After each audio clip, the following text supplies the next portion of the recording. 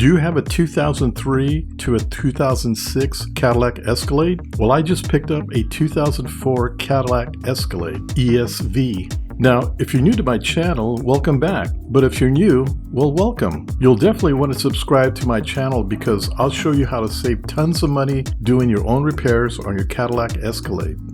But before we get started, please don't forget to like and subscribe, and don't forget to hit that bell. Believe it or not, this really helps me to continue making these repair videos. Okay, in this video, you're going to see me replace my buttons in these two videos on my Yukon Denali. The Yukon Denali and the Escalade use the same parts on the steering wheel. You can interchange these parts between the Yukon Denali and the Escalade. You use the same repair techniques and parts.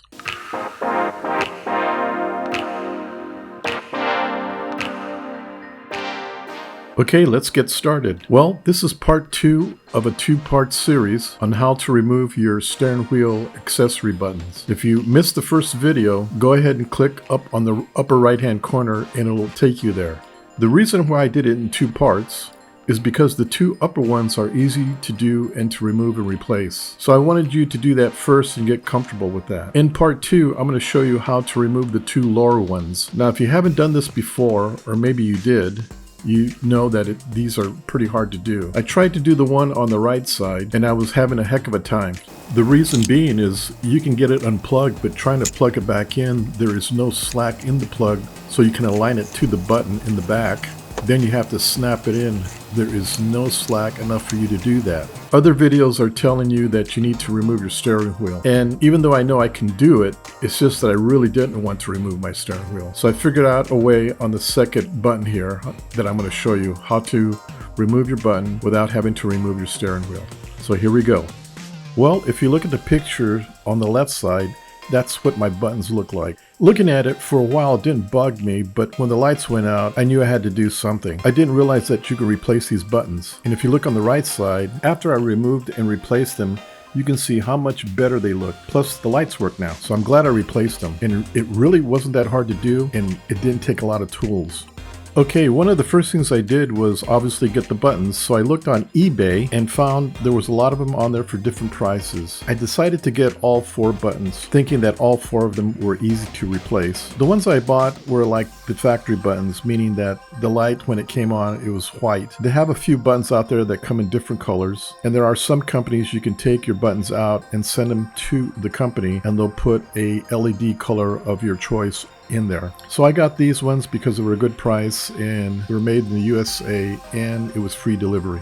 After I ordered the parts came in about, I want to say about 7 days, 7 business days if I remember. So I got this box and I got 4 buttons, obviously.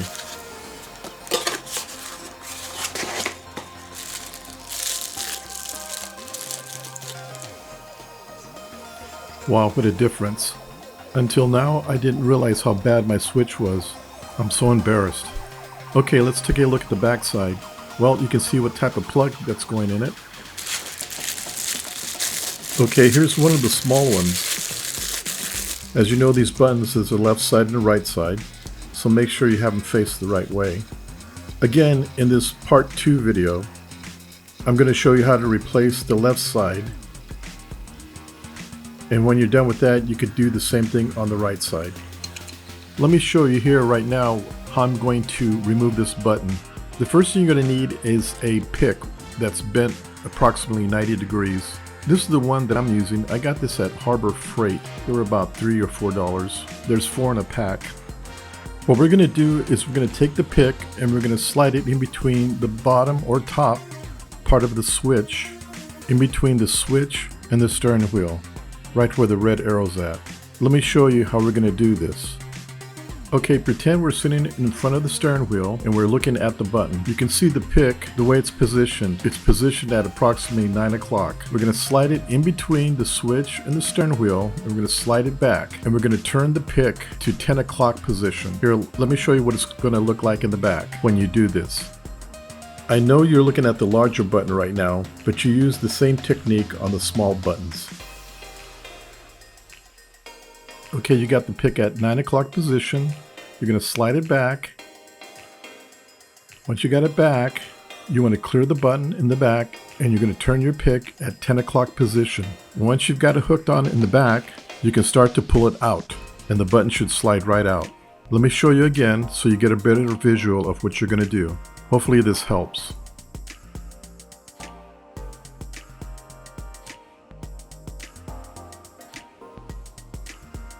The first thing we're going to do is pop the hood, and on the driver's side we're going to disconnect the negative post to the battery. That way we have no power to the airbag. Here I'm using a 5/16 speed wrench. You can find these at Harbor Freight. If you want, you can also disconnect your positive side. It's up to you. You want to let the car rest for about 15-20 minutes so there's no residual charge, so you won't accidentally shoot off your airbag. That would be ugly. Okay, after about 20 minutes, the first thing we're going to do is remove the airbag. What you're going to want to use is 2 small screwdrivers, or 2 small punches, or 2 small Allen wrenches. You're going to use these to unclip your airbag. If you look behind your steering wheel on the left side and on the right side, you'll see 2 small holes. On the left side, here it is.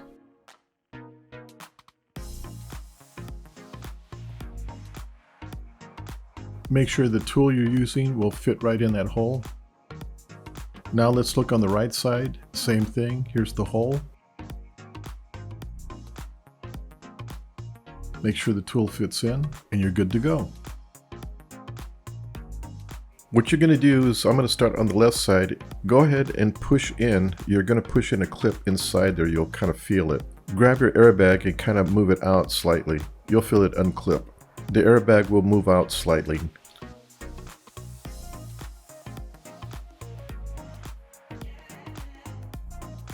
Once you have that side unclipped, go to the right side and do the same thing. Push it in, unclip it, remove the airbag. It's that simple. This is what it looks like when you're unclipping it. If you look at the red arrow, you can see the Allen wrench moving in and out.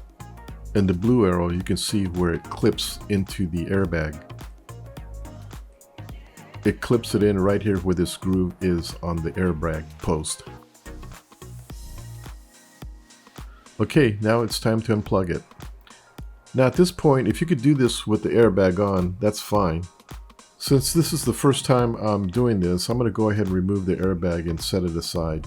Next, we're going to remove the left side button here, like I showed you earlier. Remember not to pull the button completely straight out because the plug in the back doesn't have a lot of slop. You don't want to pull the plug out. You don't want that to happen because then you have to rewire it. So just be careful.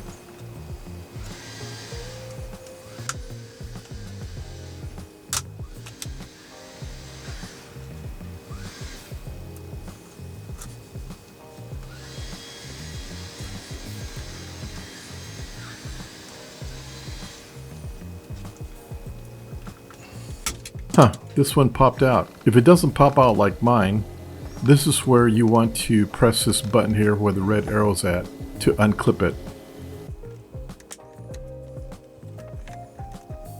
I just used the pick and pushed down on that black button and gently moved the button outwards, and it came right out.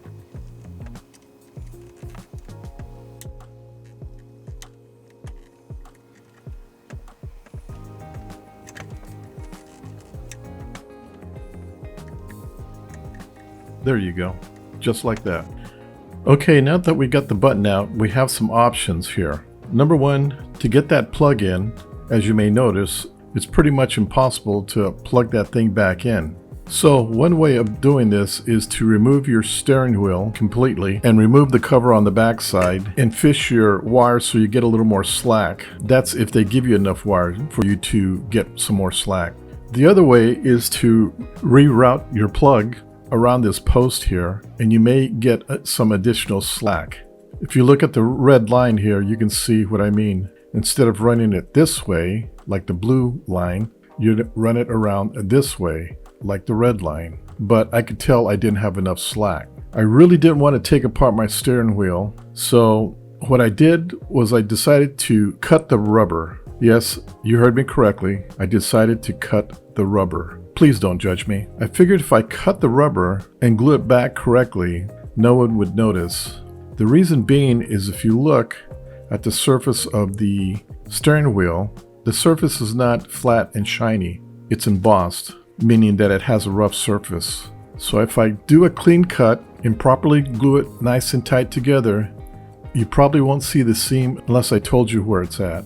You would probably be the only person that would notice that little seam if you do it right. So all I did was take a utility knife and cut it, just like I'm showing you here.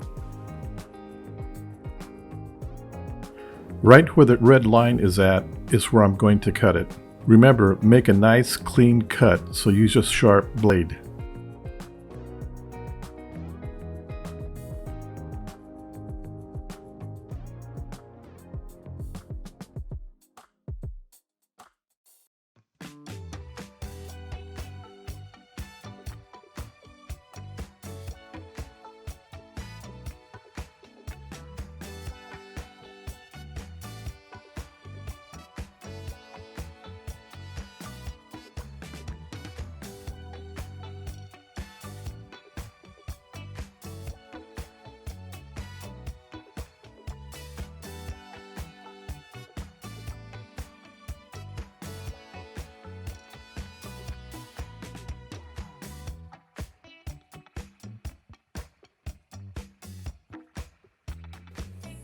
Okay, I've got it all cut. I'm totally committed now.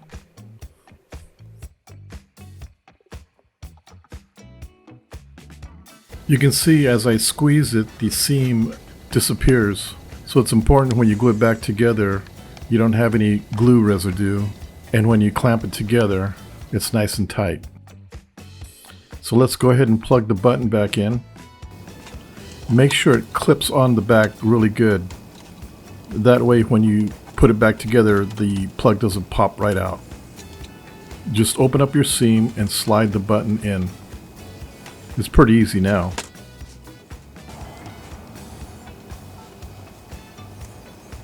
Remember to make sure you have the button pointed the right way.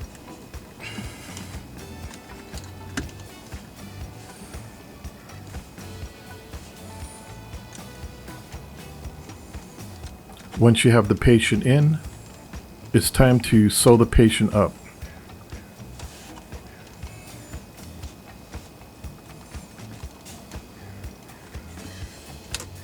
What I'm using is some 3M plastic trim adhesive. You can find this at any parts store or any body and paint store. Just go ahead and put it on really good. Wipe off any excess. That's really important.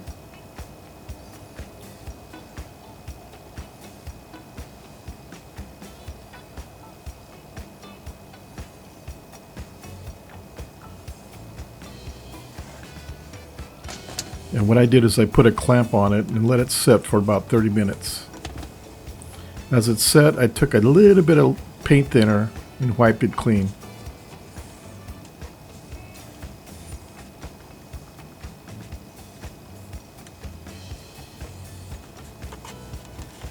Before you put the clamp on, you want to make sure that this seam is very clean and you don't have any adhesive residue sticking out. Make sure it's clean now before you clamp it. After you clamp it, again, wipe off any residue. When you put the clamp on, don't clamp it on too tight, just clamp it snug. You don't want the two pieces to move because you put too much pressure. What you don't want is to come back 30 minutes later and find out that it moved and it's dry. You're going to hate yourself. Once it's dry, remove the clamp, and now we can go ahead and put back the airbag. Just plug the two plugs in and snap it into place.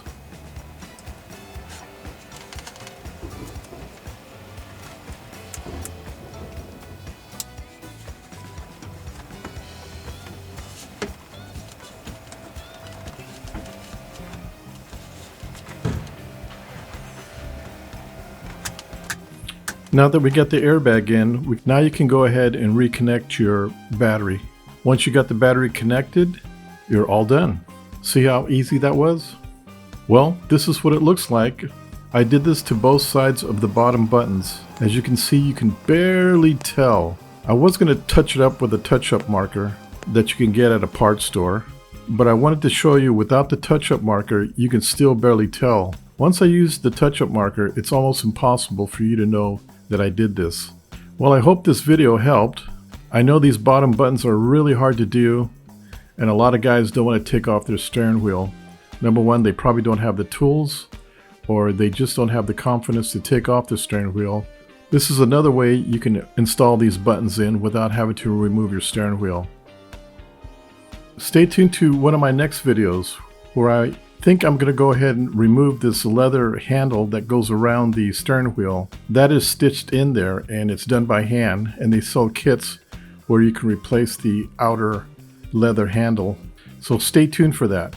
Okay, well, I hope you enjoyed this video and I hope it was very informative. Please check out my other how-to videos. Oh, and check out my new website. There's new items being put in there every day. Don't forget to like and subscribe, and of course, hit the bell. Until then, we'll see you at my next video. Bye.